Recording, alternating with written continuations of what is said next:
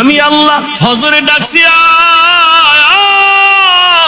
ফজরের সময় মসজিদে এসে হাজিরা দে, তোর জীবনের সব গুনাহ মাফ করব। ফজরে পাই নাই, আমি আল্লাহ রাগ না করিয়া জোহরের নামাজে ডাকছি, বান্দা আমার বান্দা মসজিদে যায় নাই। আসরে ডাকলাম আসো, আসে নাই। মাগরিবে ডাকলাম, আসে নাই। এশায় ডাকলাম, আসে নাই। আমি আল্লাহ নিজে গভীর রাতে প্রথম আসমানে হাজির। আমি আল্লাহ প্রথম আসমানে এসে ডাকছি, ও বান্দা সবাই এখন ঘুমাইছে, রাস্তা বড় ক্লিয়ার, পাখিরাও ঘুমায়, নদীর মাছ ঘুমায়, জঙ্গলের প্রাণীরা ঘুমায়। এখন একটু আমাকে আল্লাহ বলিয়া ডাক দে, ওযু বানাইয়া একটু সিজদা কর। আর আমি আল্লাহকে বলি, আল্লাহুল মুস্তাআন। ও আল্লাহ, আমি বড় ভুল করে ফেলেছি।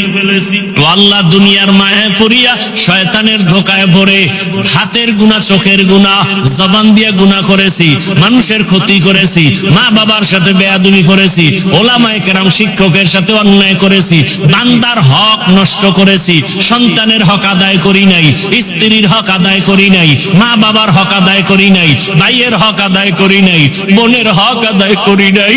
ও আল্লাহ, তুমি আমাকে মাফ করিয়া দাও। আমি আল্লাহ এমন একটা আশা নিয়ে বান্দারে ডাকছি,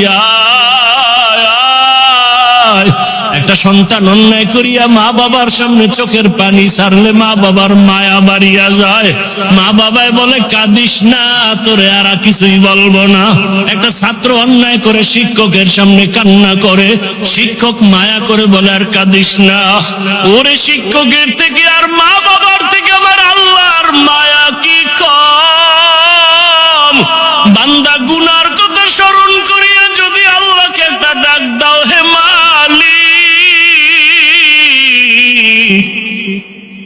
জীবনে গুনাহ করে ফেলেছি, আজ তওবা করলাম, আর দাড়ি কাটবো না, নামাজ ছাড়ব